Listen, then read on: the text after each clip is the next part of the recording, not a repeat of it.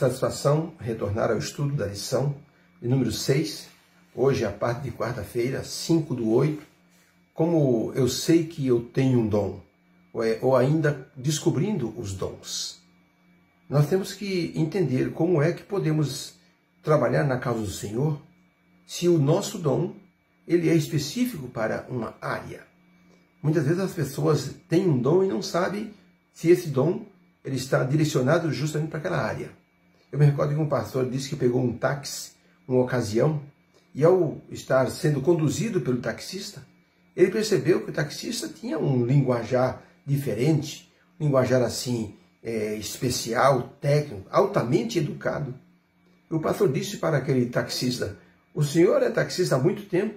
O homem disse com satisfação: "Na verdade, é a minha primeira semana como taxista. Eu sou médico ginecologista, mas eu odeio a profissão de ser médico ginecologista. Eu só me tornei médico por causa do meu pai, que me obrigou a estudar medicina. Ele também era ginecologista.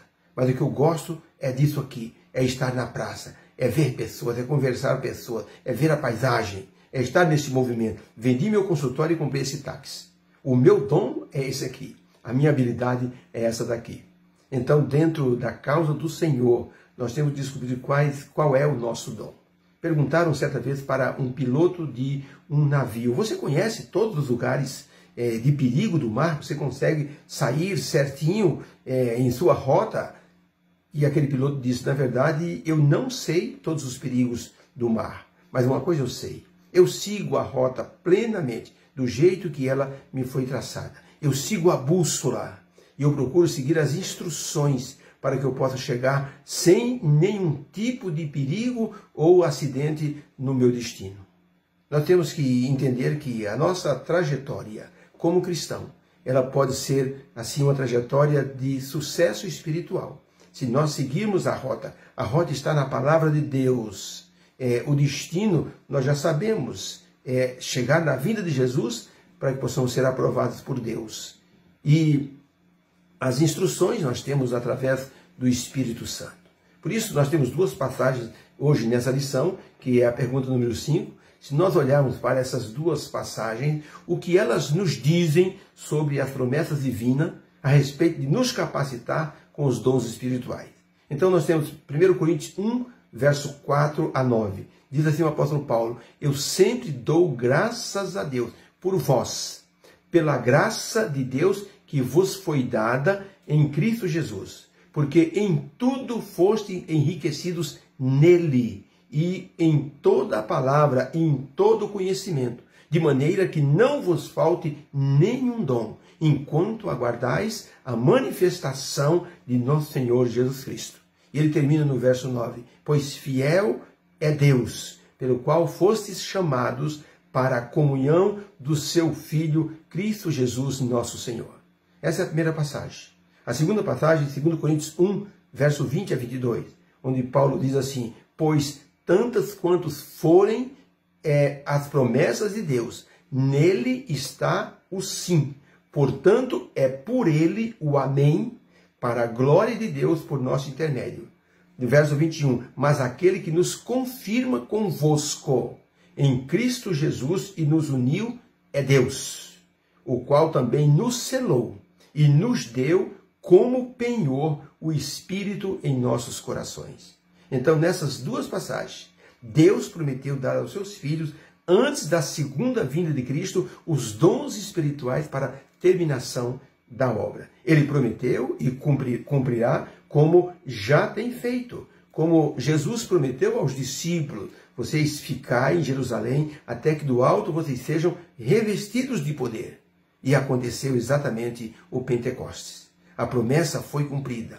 Os discípulos foram revestidos de poder. E na hora, o que cada um deveria fazer? Curiosamente, ou de forma abençoada, milagrosa, o Espírito Santo direcionou cada um para fazer ali o trabalho de evangelização diante daquele povo que estava em Jerusalém. Ellen White escreveu o seguinte no livro Em Meditações Matinais, no ano de 1977, na página 11.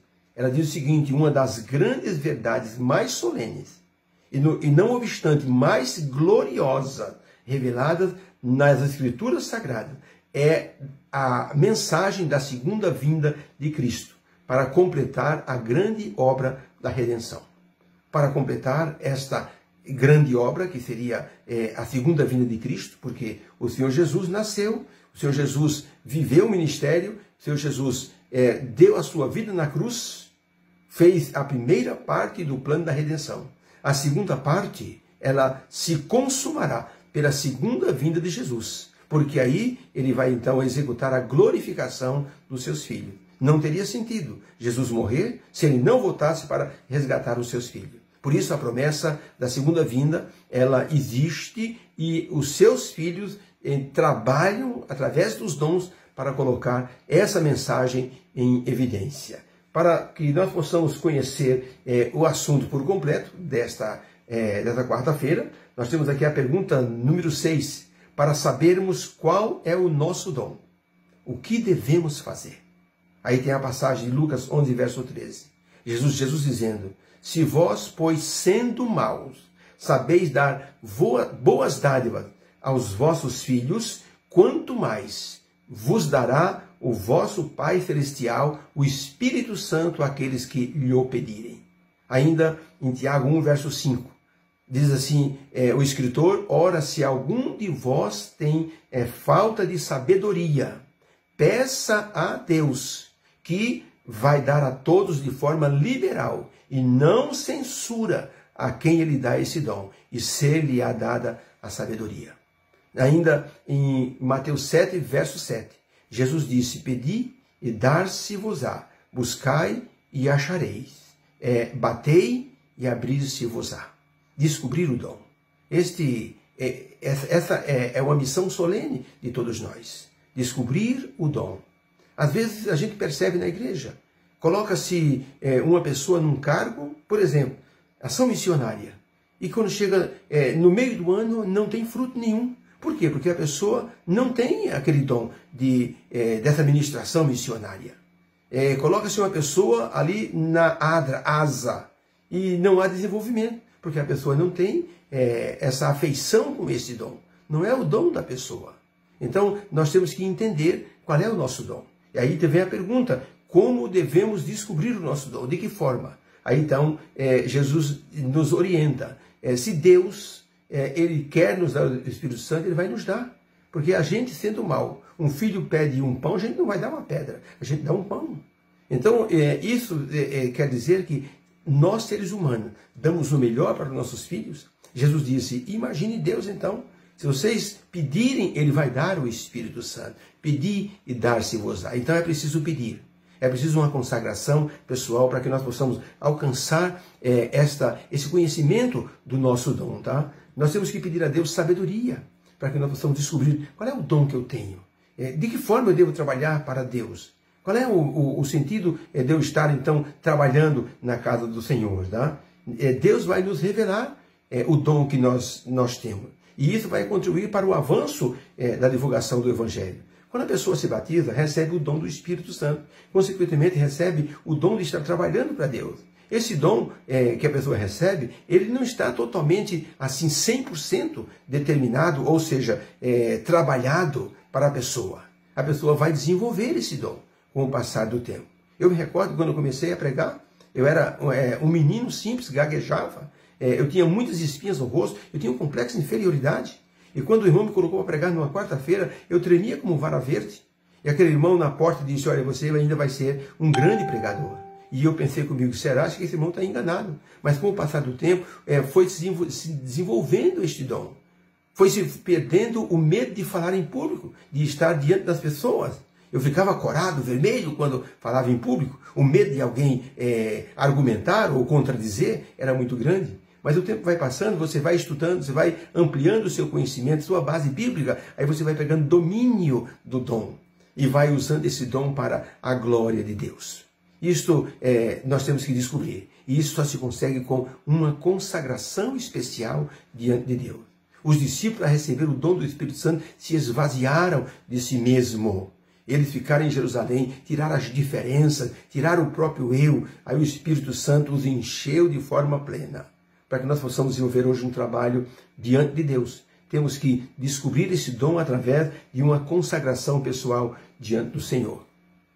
O jovem pastor foi para um distrito e tudo que ele recebeu foi a casa onde o antigo pastor havia morado. Ele havia falecido, a esposa desse pastor também, e a casa estava lá, uma mobília.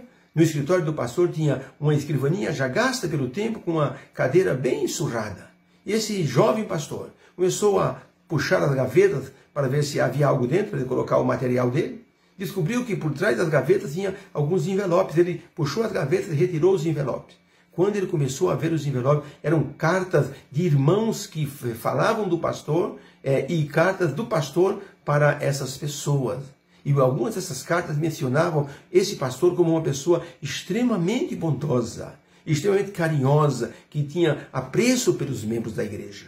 E ele percebeu que algumas cartas falavam do pastor para alguns membros, falavam desses membros com qualidades excepcionais, pessoas que se dedicavam à obra, pessoas que não mediam esforços. E esse pastor ficou tão impressionado com isso, que ele disse assim, sabe de uma coisa? Eu preciso pautar minha vida em cima desses exemplos, para que as pessoas possam então descobrir que eu estou aqui pelo poder de Deus. Numa das tribos africanas, quando os missionários chegaram lá, um missionário já havia passado por lá. E então foram na casa onde ele morava. E alguém escreveu o seguinte, quando ele chegou aqui, não havia ninguém que adorasse a Deus.